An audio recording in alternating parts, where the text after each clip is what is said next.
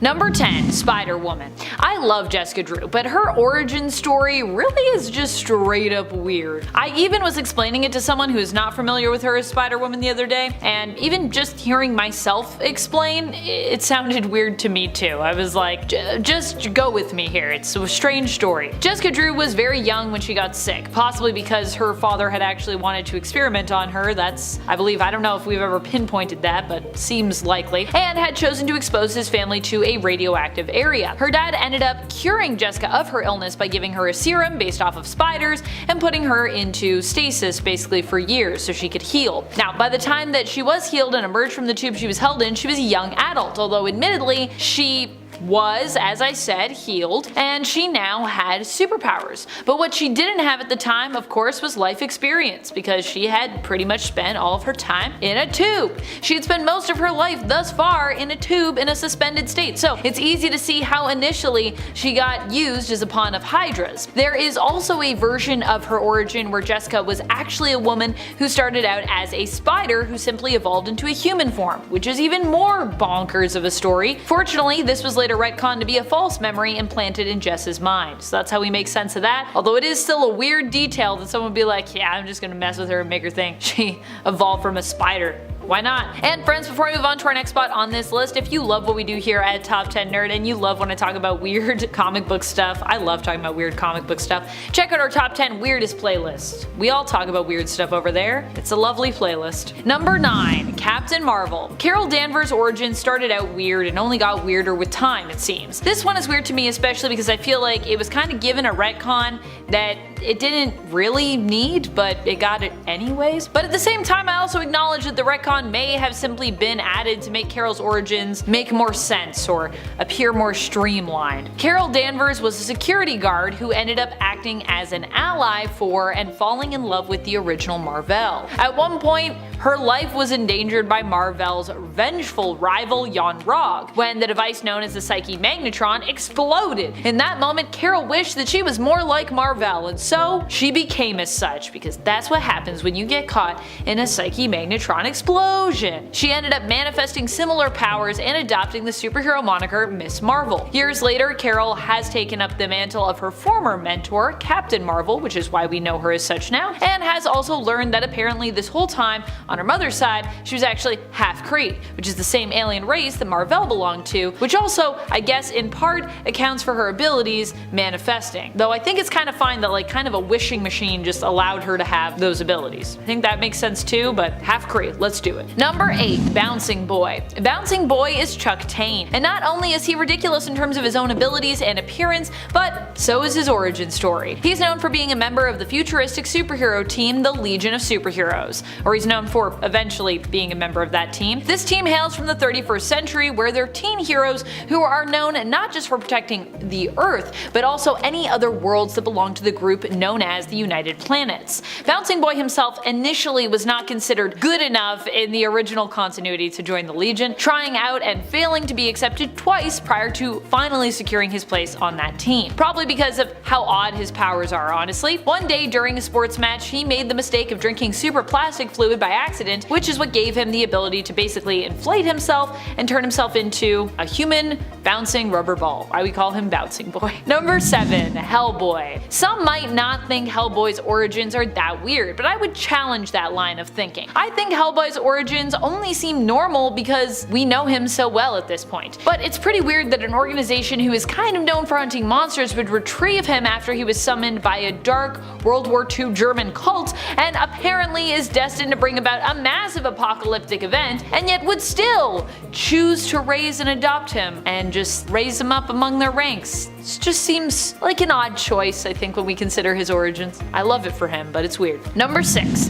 Vampirella. Vampirella has to have one of the weirdest origin stories ever. Possibly one of the reasons that I love her so much. Especially when you consider how many times it has straight up changed on her. She's had a lot of retcons in her origins. I think my favorite one though, my favorite version of her origin though, is is still kinda the weirdest by most people's standards. Her first origin. Although to me, this one actually feels a lot simpler than the rest of what we were given for Vampy later on with Lilith and Hell and all that stuff. I'm not talking about that aspect of her origin, but instead I'm talking about Draculon, the original Draculon, which initially was a whole other planet in outer space where a bunch of other alien vampires like Vampirella lived. Instead of having water on their planet, blood flowed through and around it. But after a catastrophic event where all the blood basically kinda like dried up, they had like a major drought, Vampy left her homeworld for Earth. She even makes her way to Earth in a very interesting fashion, basically kinda like hijacking the spaceship of some astronauts who crash landed on Draculon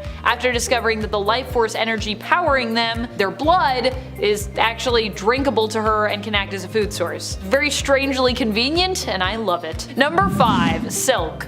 Silk just had a really weird life in general, never mind her origin story, although that admittedly is also pretty weird, which is why she's on my list. Sydney Moon was one of those folks who was created as a character later in terms of comic history, but who was woven into the fabric of the original history as though she was kinda always there. She went to the same school as Peter and happened to be bitten by the same radioactive spider. However, she learned much earlier on about spider totems and as a result was hidden away in a bunker for years, growing up without much contact with the outside world. She also has a whole thing tied to Peter when it comes to her origins in terms of her feeling real frisky around him because they were bitten by the same spider, but fortunately that's in the past now. But that was a thing, and it was weird. Number 4. Dog Welder 2. Dog Welder is just straight up weird, and I feel like weird is a timid way of putting that. I don't know if we'd actually even call him a hero, a straight up superhero, based on the fact that what he does sounds kind of villainous actually, but he is supposedly a part of a superhero team, albeit a kind of terrible superhero team. But still, I feel like we kind of need to count him, even though I myself am very skeptical about categorizing him as a hero, but he is categorized as such in the comics, so here we go. The original Dog Welder was downright dastardly, but Dog Welder 2, his successor, is at least not really fully in control of what he does and definitely has, one of the weirdest origin stories ever as a result, so at least he's a little bit better but also weirder. He ended up stumbling upon the original Dog Welder's equipment and became possessed by it, compelled to weld dogs to people. Despite having what seemed to be a happy life with his family, Dog Welder 2 could not stop himself, could not resist the urge from welding his kids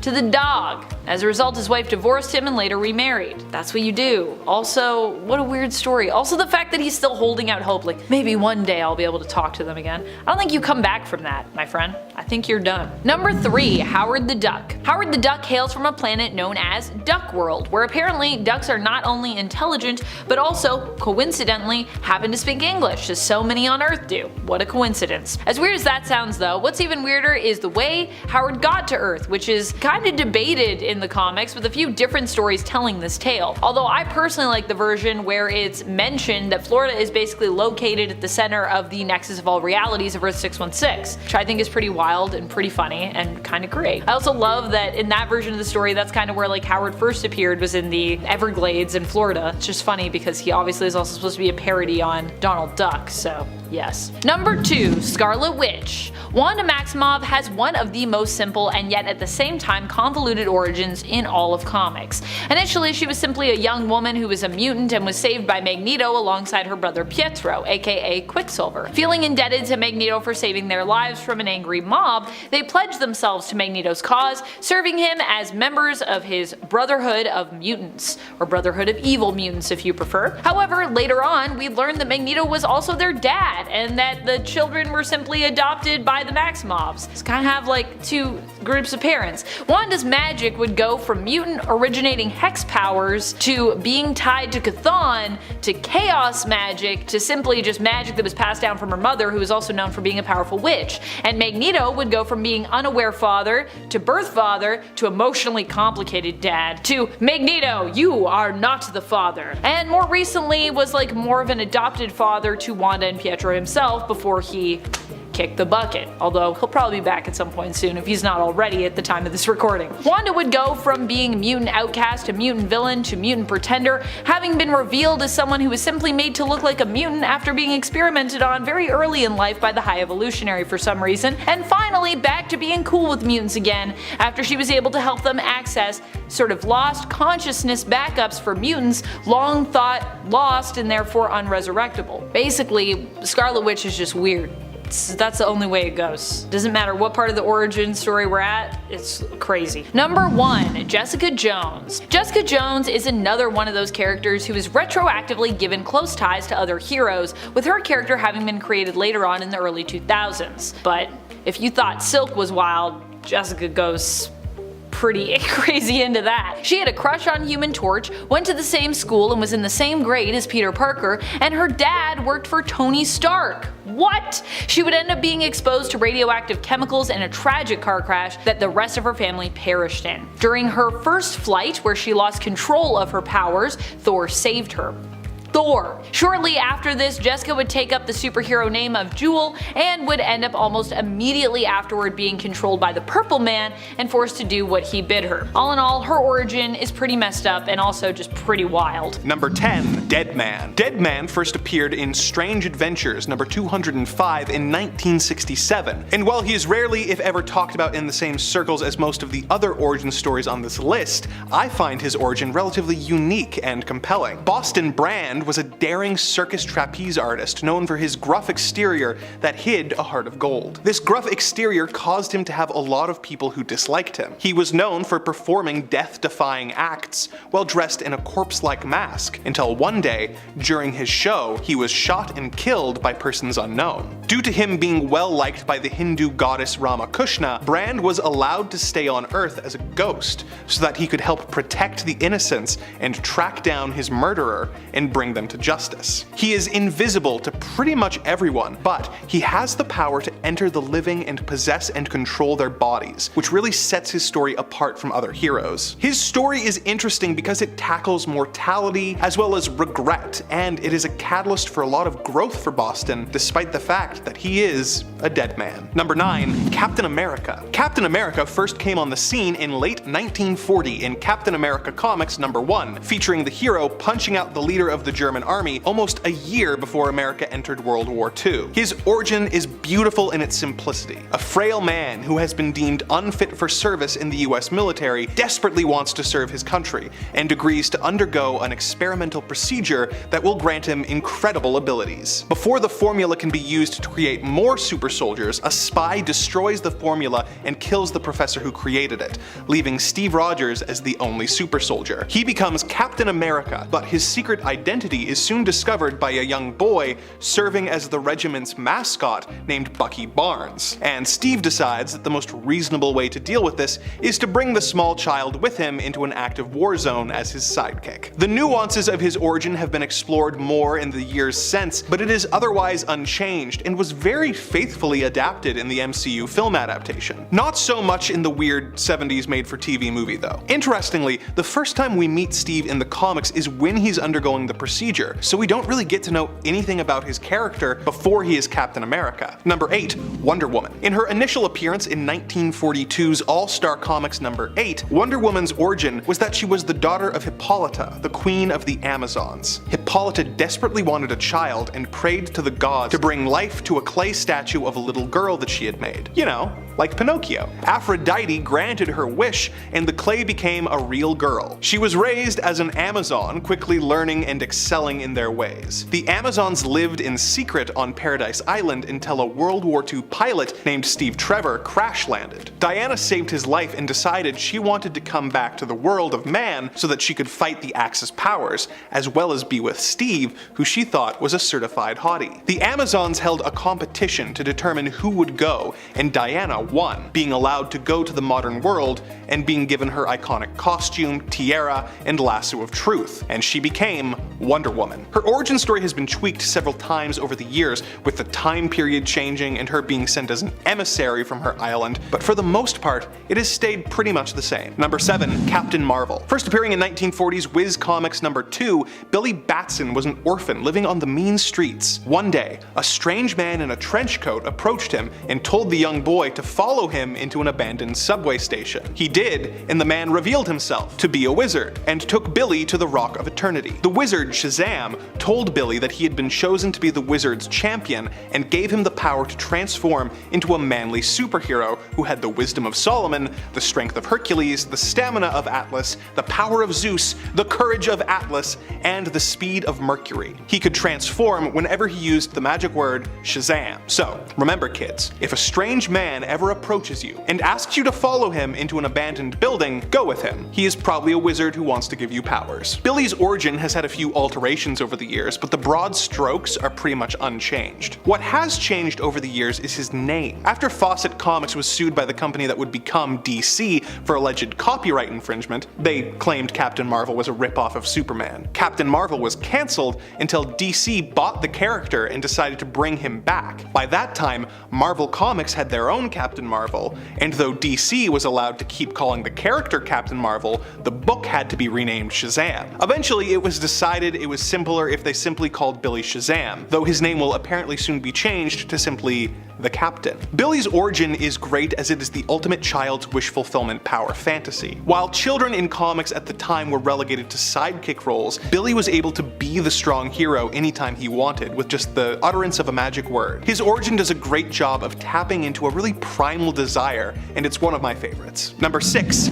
Iron Man. Tony Stark was a wealthy weapons designer who was kidnapped by radicals. In the attack, shrapnel was lodged in his chest that would result in him dying within a week. His captors lied and told him that if he designed weapons for them, they would give him a life-saving surgery. Tony knew they were lying, but played for time, creating a metal chest plate that acted like a pacemaker, keeping him alive. Him and his fellow captive, Yinsen, secretly created a robot mech suit so that they could escape, but as it was charging up, their captors came to check on them. Yinsen sacrificed himself to allow Tony to survive, and Tony used his first Iron Man suit to take out the cell and escaped back to America. He soon decided to become a superhero, but kept his identity secret for much of his history by claiming that Iron Man was actually his bodyguard. It's an interesting origin that has aged really well, all things considered, with it having a lot of thematic weight, tackling the idea of the consequences of the military-industrial complex, and Tony being one of Marvel's most flawed heroes. Number 5. Daredevil. Matt Murdock was the son of a boxer named Battling Jack Murdock. Jack wanted his son to have a better life than him, and forbid him from ever fighting, making him study as much as possible instead. His unwillingness to fight earned him the ironic nickname Daredevil from his bullies. One day, Matt saw a blind man crossing the street and about to be hit by a truck. Matt heroically pushed him out of the way, but was struck himself. The truck was carrying a radioactive isotope, which got in Matt's eyes, blinding him, but granting him heightened senses that allowed him to do incredible feats. He trained to be an incredible fighter and acrobat in secret, and grew up to be a lawyer. His father was paid to throw a boxing match, but decided to win the match and was killed by a villain called the Fixer. Matt took on the Daredevil persona to avenge his father's death and defend the people of Hell's Kitchen. In the 80s, Frank Miller reworked Matt's origin a bit, introducing elements like a blind mentor named Stick, but overall, this relatively unique origin stuck, giving everyone one of Marvel's coolest heroes, while also providing representation for disabled people. Number 4. The Hulk. While testing his gamma bomb for the US military, Professor Bruce Banner realized that a teenager had wandered onto the test site, so he got him to safety but was caught in the blast himself. This changed him so that whenever he became angry, he would transform into the Hulk, a giant green, or gray, rage monster. The monster is frequently misunderstood and chases chased by the military, resulting in destructive rampages from the creature. But he has also tackled his fair share of supervillains, saving the world several times. The Hulk has changed a lot over the years, going from grey to green in his first few appearances due to printer issues, being transformed by the setting sun in his original stories, then using a gamma ray machine to control the transformations, and eventually having them be triggered by emotional stimuli. But the cause of Bruce's powers has remained consistent in the many years of the comics, with its atomic Frankenstein meets Dr. Jekyll and Mr. Hyde themes providing Marvel with one of its most unique and interesting characters. Number 3, Spider-Man. We're in the top 3, but really, any of these next ones could be number 1 depending on your personal preference, due to each of them being absolutely iconic. When a teenager named Peter Parker was bitten by a radioactive spider, he was granted spider powers, which he decided to use for personal gain, spending time as a wrestler and a television personality. One night, a thief ran past Spidey, and Spider-Man decided not to stop him, thinking it wasn't his problem. In a strange coincidence, the robber broke into Peter's home, resulting in the death of Peter's Uncle Ben. Spider-Man went after the crook, and upon recognizing him, was racked with guilt that his inaction resulted in an innocent life being lost. He vowed to be a hero and realized that with great power, there must also come great responsibility. All of this is present in his first appearance in Amazing Fantasy number 15 from 1962, and has remained virtually unchanged due to how strong it is. The idea of having the catalyst of the hero's heroics be his fault adds a layer of guilt to the proceedings that helps define Spidey as a character, and it really doesn't get much better than this. Number 2, Batman. When Bruce Wayne was a child, he and his parents were walking home one night when they were confronted by a robber. The robber, later named Joe Chill, shot Bruce's parents, leaving them dead on the pavement in front of the traumatized young boy. He made a vow to dedicate his life to fighting crime in Gotham City, and spent his formative years training his mind and body to be the ultimate crime fighter. When he was grown, he was almost ready, but needed some way to strike fear into the hearts of criminals, as he knew that they were a superstitious and cowardly lot. At that moment, a bat flew through his window, and he was inspired to become Batman. Over the years, this origin has been expanded upon, and his time training has been more fleshed out, but that's his origin, and it's perfect. It's dark and gothic and perfectly suits the character. It is so ingrained in our public consciousness at this point that we're kind of sick of seeing it, or even hearing about it whenever the character brings it up in media. At this point, you could just have Batman show up and never mention why he does it, and everyone would still know, and that's the mark of a strong origin. Number 1, Superman. When the planet Krypton was about to be destroyed, one child was placed in a rocket and sent to Earth so that he might survive. Once on Earth, this child was raised by a kindly couple who taught him right from wrong. When he grew up, he decided to use his powers for good and be a superhero. Disguised as mild-mannered reporter Clark Kent, whenever trouble strikes, he becomes Superman. This origin was present in its broad strokes with the character's first appearance in 1938's Action Comics number 1, which features the doomed planet and sent to Earth in a rocket elements. A year later, in Superman number 1, the story was expanded upon, introducing the Kents who took him in. And in the years since, the origin has been reinterpreted and expanded upon, but all of the initial elements are still present. Although, in her first appearance, Clark's mom is named Mary, which is funny because in the years since, they've made a pretty big deal about her name being Martha. I think this origin is one of my favorites due to how classic it is, but also the fact that it is essentially just the Old Testament story of Moses, showing how storytelling and myth has evolved over the years while still having similar themes show up over and over again.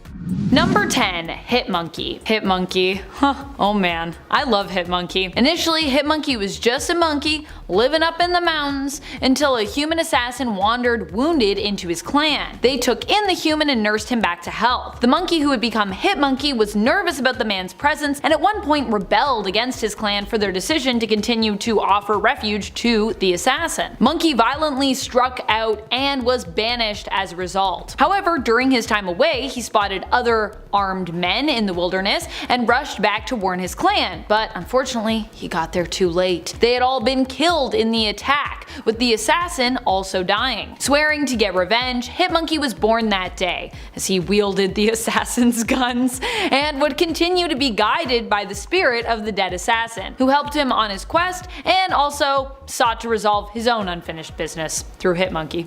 And friends, before we move on to our next spot on this list, if you love weird weird, wacky lists like this, click that subscribe button. We do a lot of cool stuff like this, and you're not gonna want to miss it when it does pop up. Number 9. Green Lantern. In part 2 we talked about the original origin of Alan Scott's Green Lantern, but now we're gonna talk about the amazing and also unbelievable origin of one of the newer Green Lanterns, Sojourner Malene. Jo has a fascinating origin in the sense that she was chosen to become Green Lantern for a sector of space known only as the Far Sector. That's how far out it is. It does not have a designated number, it's just Far Sector. Also interesting and unique is that Jo's Green Lantern ring that she was given is a special kind that is basically self-charging, doesn't need a battery, making it perfect for cases out in remote areas of space. However, while this is a great strength and some would consider this ring to be like one of the strongest, it can also be somewhat of a weakness because it actually takes time to recharge by itself, meaning that Jo has to be a little bit more conservative and creative at times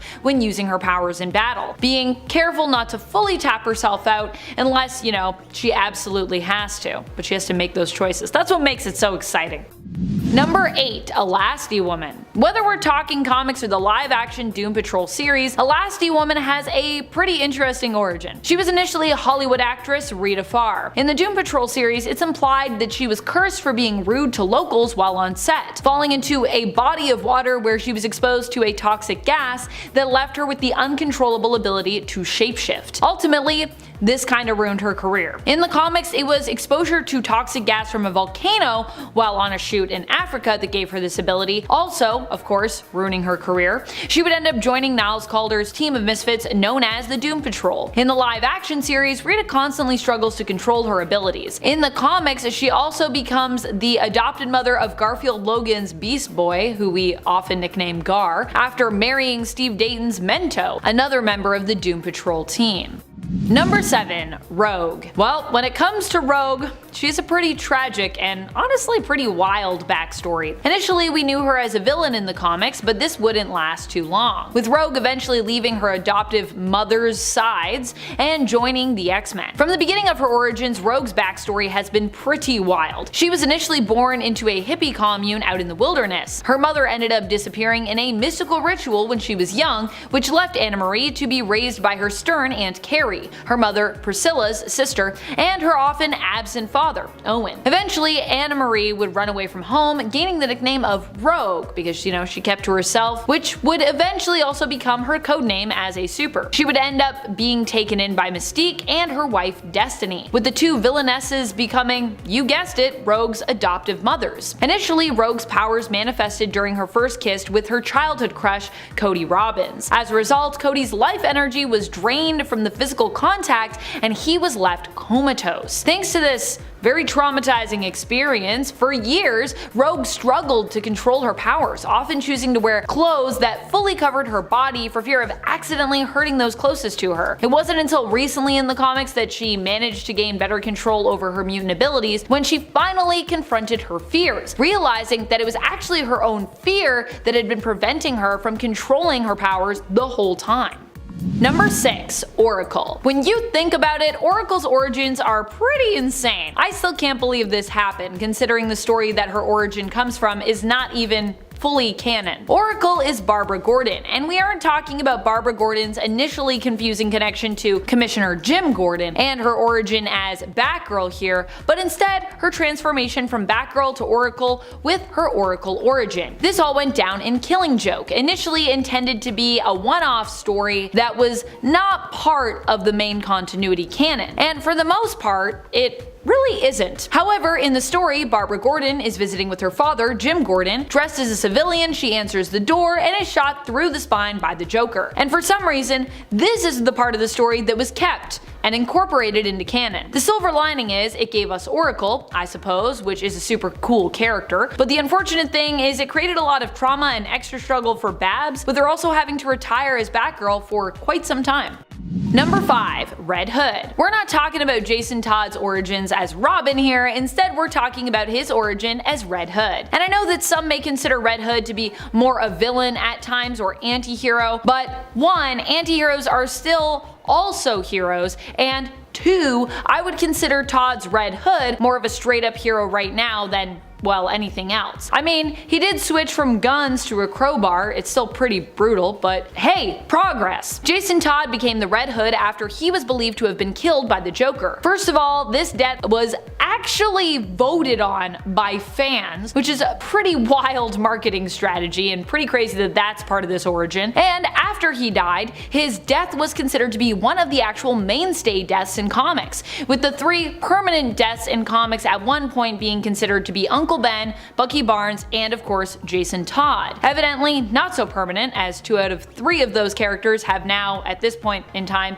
ended up returning, albeit, you know, after a long period, I will say, of staying dead, unlike most other fallen heroes and characters. Jason returned, however, as the villain Red Hood. In the story, it was explained that he was revived via time spent in basically the Lazarus pits, being taken in and trained by Talia al Ghul and the League of Assassins. That's kind of like how he recovered and how he became Red Hood a little bit. However, do you even know how any of that was made possible?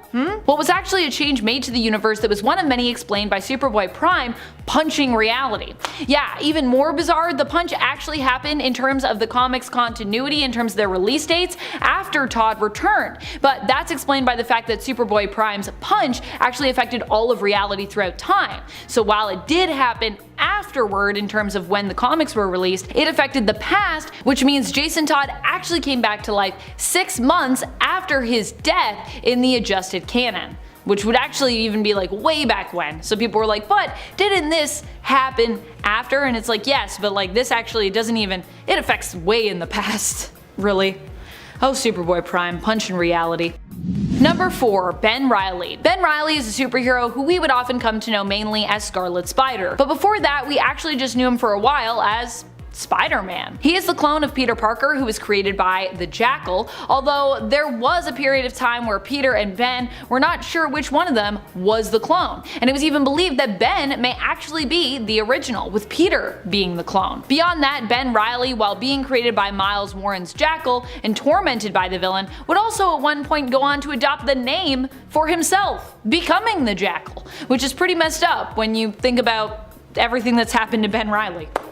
Number 3. Robot Man. Cliff Steele is DC's Robot Man. For those unfamiliar, he is one of the mainstays on DC's oddball superhero team, the Doom Patrol. Whether we're talking about the live-action adaptation or the comic book origin for this character, both are honestly pretty similar and pretty weird. Basically, Cliff Steele was a NASCAR driver, additionally in the comics an obsessive thrill seeker, not exclusively a race car driver alone, and during a car accident his body ends up being destroyed. With his brain still surviving, however, his life was saved by Niles Calder, who gave him a cybernetic body, which is how he became Robot Man. Unfortunately, a much more rudimentary robot body though than other superheroic cyborgs like, well, Cyborg. In the live-action series Doom Patrol, Cliff's origin is made even more unbelievable, and we learn that this version of the accident happened not on the track, but after the race while on the way home. Cliff had been having an affair and his wife found out, but at the same time he also found out that his wife had found out, and then so she had had an affair and she let him know kind of in the worst time possible. She revealed this to him during his race, causing him to almost get in a life-threatening car crash. The two, however, after the race decided to renew their commitment to one another and ultimately try to salvage their marriage. I guess, you know, a near-death experience can do that to you. While on their way home with their young daughter Clara in the back seat, Cliff ended up getting into an accident tragically with a large logging truck. The accident cost his wife her life, Cliff his body, and left his daughter alive but severely traumatized. Even more wild, in the show, we'd actually later learn that Cliff getting into this accident was kind of all part of Niles Calder's experiments as he sought to find a way to become immortal. Now that is unbelievable. Number 2. Longshot. Longshot is the son of Shatterstar, and he's from Mojo World, so he's pretty much as weird as it gets just with that. Longshot was basically created as a clone of Shatterstar who ended up being sent back in time to the Mojoverse by Mephisto. But it also gets even weirder for this character when you factor in his jumps back and forth from the Mojoverse to Earth and back again, and it gets even weirder when you factor in Shatterstar's origins. Number 1. Shatterstar. As I said, to really appreciate the mind-blowing nature of Longshot's origins, you need to know Shatterstar. So Shatterstar is actually the biological son of Longshot and another mutant with a weird origin story, Dazzler, who we talked about on part 2 of this series. Which of course means that Shatterstar and Longshot are in essence one another's fathers, in a way, with both their origins being tied up in what I would call a time paradox. I think that's what that is for sure. Longshot is Shatterstar's father, but after traveling back in time, Shatterstar's DNA would be taken and used to create Longshot, in essence also making him Longshot's genetic father. So yeah, they're both each other's fathers, they both exist, and they're both really confusing.